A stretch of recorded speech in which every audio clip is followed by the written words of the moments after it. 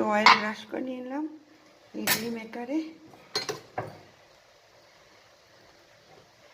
তারপরে এর মধ্যে দিতে হবে এগুলো।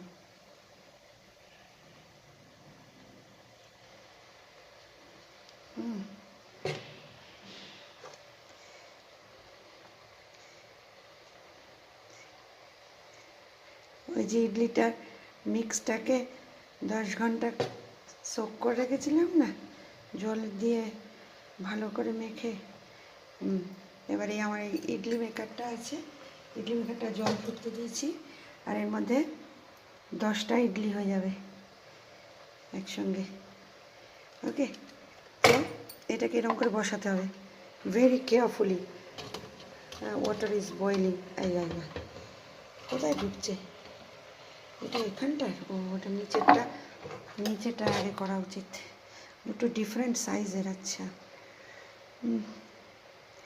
এই রে, বেশি বেশি পড়ে যাচ্ছে নাকি?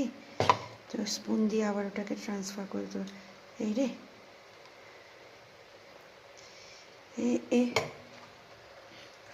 আমি ইডলিটা লাইফে এবারে সেকেন্ড টাইম বানাচ্ছি। অনেক বছর আগে একবার বানিয়েছিলাম।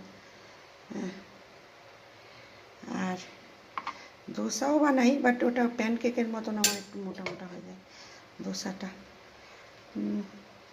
চলো, হয়ে গেছে আমার। মোস্ট প্রবাবলি এই 5টা নিচে যাবে।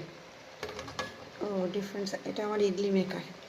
হ্যাঁ, এই তারপরে এর মধ্যে ঢুকে গেল, বাস। তারপরে এটাকে বন্ধ করতে হবে না? এটা বন্ধ করতে হবে এইটা দিয়ে। বাস, 10 to 12 মিনিটস রেখে দেবো।